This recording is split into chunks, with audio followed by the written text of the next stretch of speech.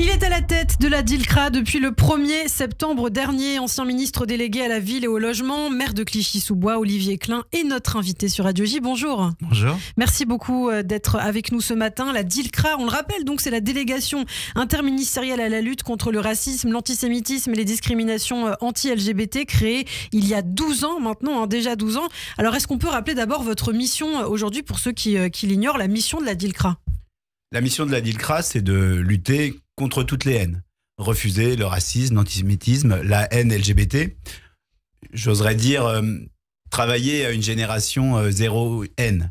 Mais évidemment, il faut travailler pour l'avenir et travailler sur le présent. Travailler sur le présent du racisme, de l'antisémitisme, et on va y revenir. Et c'est ça l'enjeu. C'est-à-dire qu'il faut vraiment qu'on soit actif, présent, qu'on alerte, qu'on sanctionne, et qu'on soit aussi dans l'éducation. Donc c'est tout ça qu'on doit mener en même temps avec une équipe que je suis très fier d'animer sous la direction du gouvernement, puisque j'ai été nommé par le président de la République en Conseil des ministres. Donc on est vraiment... Vous êtes placé sous la tutelle du Premier ministre? On est placé sous la tutelle du Premier ministre et de la ministre Aurore Bergé, chargée de la lutte contre les discriminations et l'égalité femmes-hommes.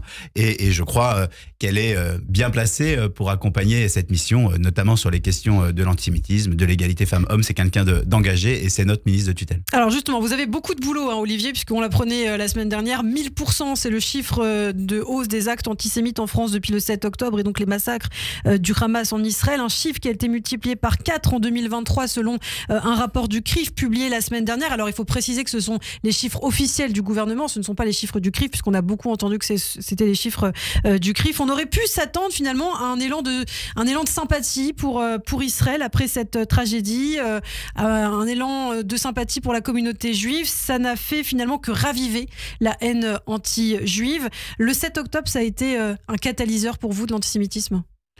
L'antisémitisme est insupportable à chaque instant, bien évidemment. Et c'est un des sens de mon engagement contre la lutte contre tous les racismes. Mais oui, on aurait pu penser qu'après ce pogrom insupportable, cet acte terroriste invraisemblable, on se serait tous rassemblés aux côtés des Juifs de France et d'ailleurs. Et au contraire, on s'est rendu compte que le monde, à nouveau, devenait fou. On voit ce qui a pu se passer dans d'autres pays, des attaques contre des Juifs au Daghestan, des propos incroyables dans certaines grandes universités américaines, appelant au génocide. En France, cette recrudescence des actes antisémites. Et nous, évidemment, chaque acte antisémite, quelle que soit, si j'ose dire, sa gravité, est un acte insupportable. Insupportable pour la communauté juive, insupportable pour la République. Comme il est dit, et ça ne doit pas être une litote, attaquer un juif, c'est attaquer la République. Et donc, c'est le sens de notre action. Et c'est vrai que dans cette période où on devrait se regrouper, on a vu par moments des comportements, des réactions, des refus de nommer les choses, ne pas dire que l'acte terroriste du Hamas référence à était LFI, à LFI et à d'autres. Moi, je l'ai dit il y a quelques jours, la référence, l'association entre mon nom et ma religion réelle ou supposée, je ne l'ai jamais connue dans toute ma vie politique. Pourtant, ça fait très longtemps que j'en fais. Et les attaques, c'est pas grave qu'on m'attaque moi. Ce qui est grave, c'est qu'on puisse associer mon nom à ma religion. Qui vous a attaqué ? Alors, vous savez, les sites internet d'extrême droite, par exemple, je n'ai jamais connu ça. Et donc, ce regain d'antisémitisme, de toutes les formes d'antisémitisme, est quelque chose contre lesquels il faut qu'on soit tous extrêmement mobilisés, parce que c'est grave, parce que la communauté juive de France a peur, et elle doit se sentir protégés dans notre République. Et justement, on parle du refus de certains politiques, responsables politiques, de condamner le Hamas comme un groupe terroriste. Il y a une plainte qui a été lancée contre le NPA, contre Jean-Luc Mélenchon, contre Alain Soral pour apologie du terrorisme, justement par une association Jeunesse française juive. C'est vrai que des propos sont un petit peu problématiques quand, par exemple, Thomas Porte ou Aymeric Caron exigent, par exemple, alors est-ce que ça a un lien avec l'antisémitisme, vous allez nous le dire, que les athlètes israéliens ne devraient pas participer aux Jeux Olympiques 2024 ou porter un habit distinctif. C'est de l'antisémitisme pour vous ? En tout cas, ça n'a aucun sens. Ça n'a aucun sens. Israël est une démocratie il a toute sa place dans les valeurs de l'olympisme et dans les Jeux olympiques. Ça n'a aucun sens. Et oui, stigmatiser un pays qui est une démocratie, ça a des relents insupportables, proches de l'antisémitisme. Le nouvel antisémitisme sur lequel on se réfugie derrière l'antisionisme est dangereux et porte atteinte à l'unité de notre pays. Donc oui, il ne faut pas accepter que l'on regarde un pays, que l'on assimile. On a le droit de ne pas être d'accord avec la politique du gouvernement israélien. D'ailleurs, je vous ai écouté depuis ce matin, on entend des propos divers, et ça c'est la démocratie.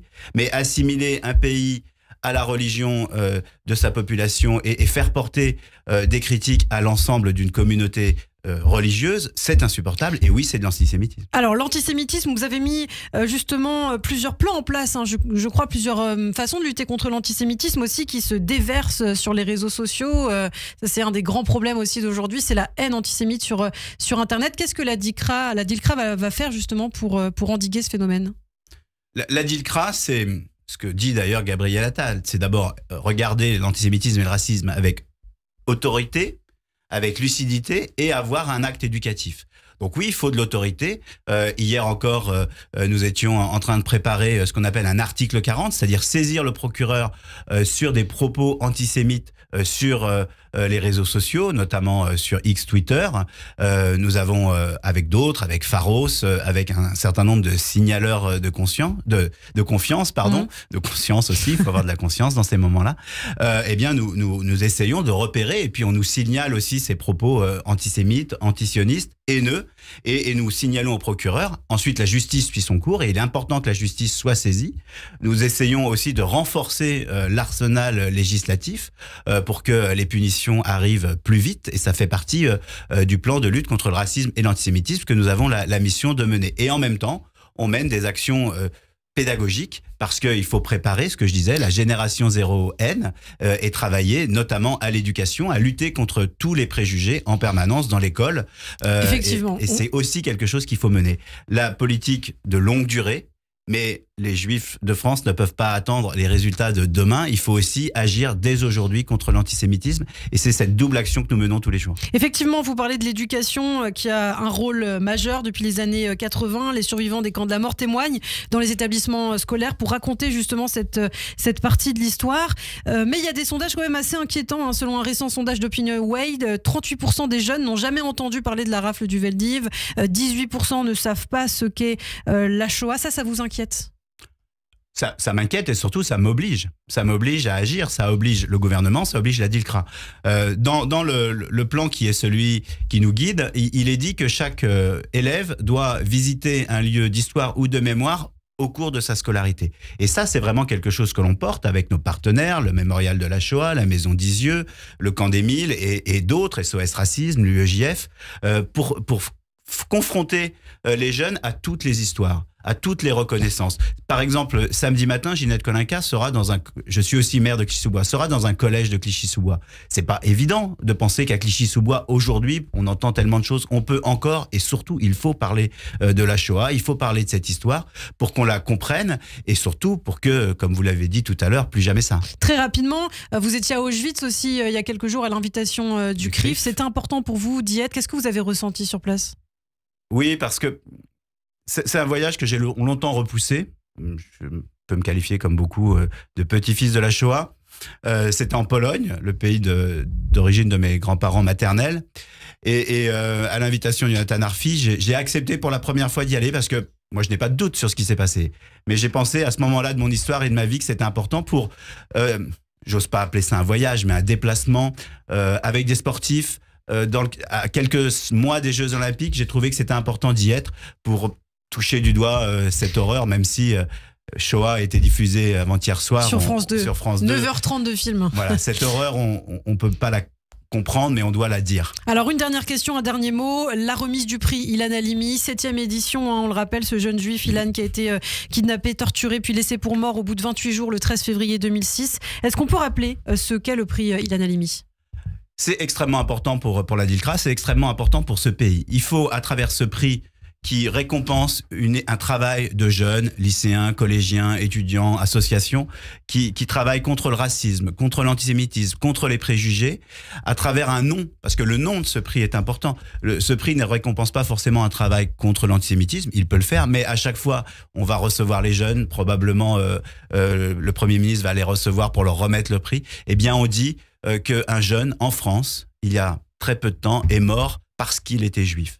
Et donc, à travers ce prix, on redit à quel point le vivre ensemble, le construire ensemble est important. Et là, on a vu, je ne suis pas dans le jury, mais j'ai vu les projets. On a vu de très beaux projets contre l'antisémitisme, contre le racisme, contre l'anti-tsiganisme. Et on va récompenser 4 de ces très beaux projets dans quelques jours. Et on tient vraiment à ce prix. Et si vous le permettez, je veux dire à ceux qui nous écoutent, préparez dès aujourd'hui le prix 2025. Eh bien, merci beaucoup Olivier Klein. Donc le prix d'Analémie qui sera rendu le 14... Le 13 ou le 14, on attend encore la date. Février. Très bien. Merci beaucoup en tout cas Olivier Klein, patron de la DILCRA depuis le 1er septembre et à très bientôt sur Radio J. Merci beaucoup.